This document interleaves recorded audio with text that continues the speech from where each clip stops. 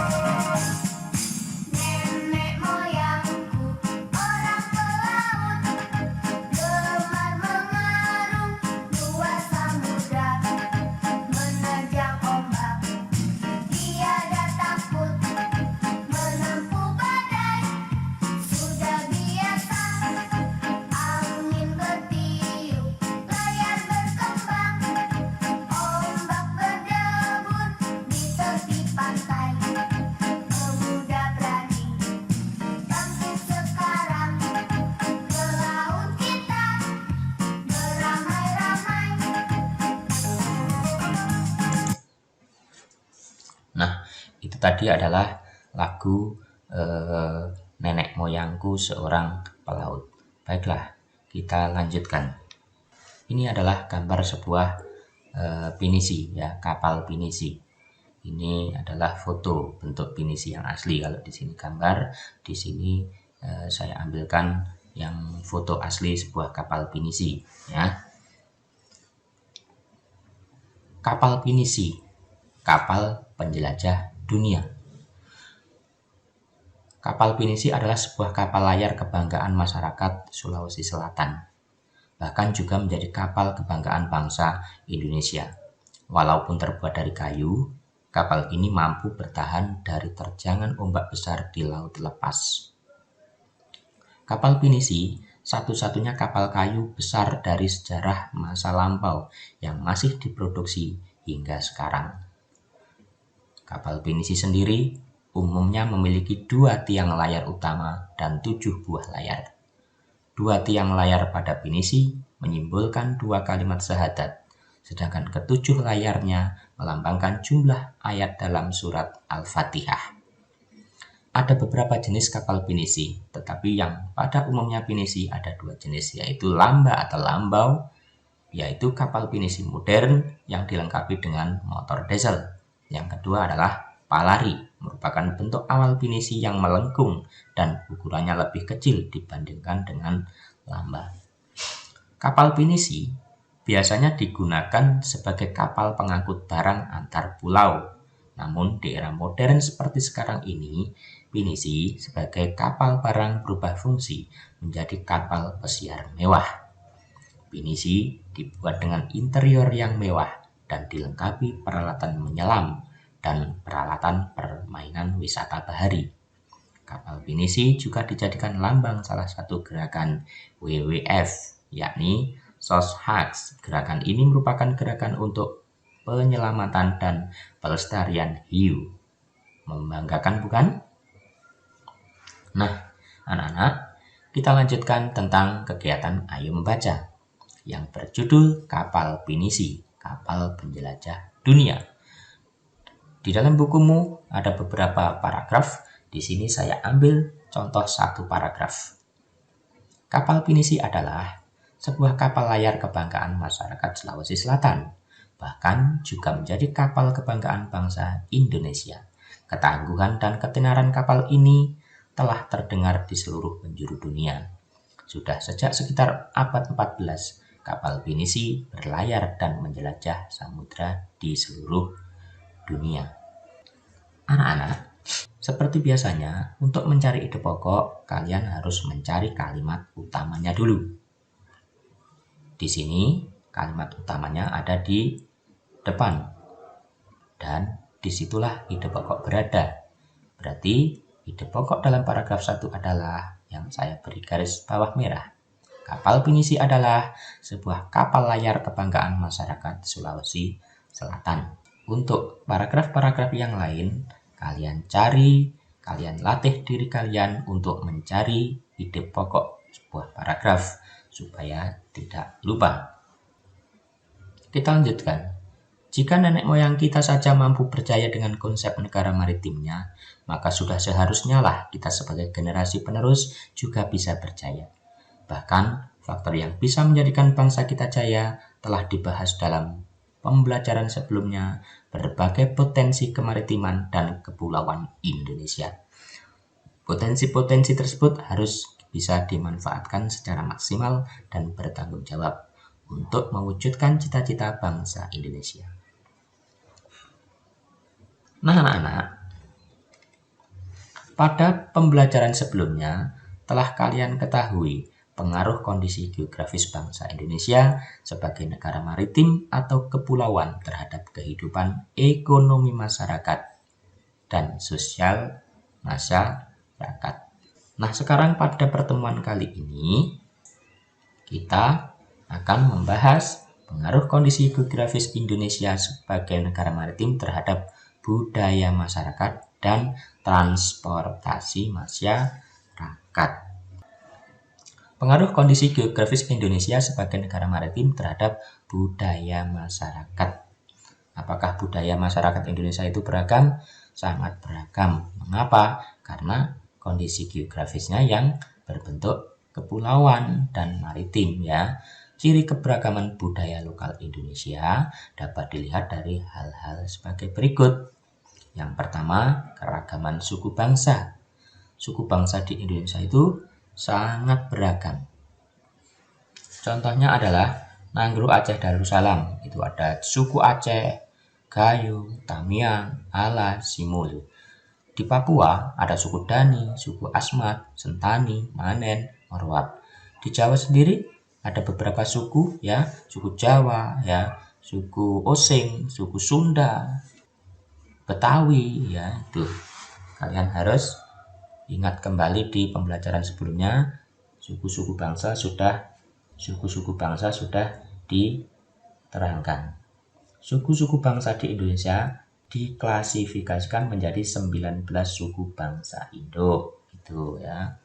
Kemudian yang kedua, akibat dari kondisi geografis Indonesia sebagai negara maritim itu keberagaman bahasa ya. Indonesia masuk ke dalam rumpun bahasa Austronesia, yaitu Australia Asia.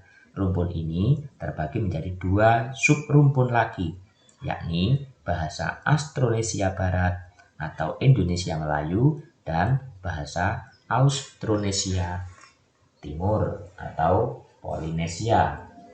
Dari subrumpun bahasa tersebut masih terbagi lagi ke dalam wilayah-wilayah bahasa. Yang ketiga adalah religi. Kita tahu di Indonesia ada 6 agama yang resmi, yaitu Islam, Protestan, Katolik, Hindu, Buddha, Konghucu, dan masih banyak lagi kepercayaan-kepercayaan. Keberagaman yang kelima adalah seni dan budaya.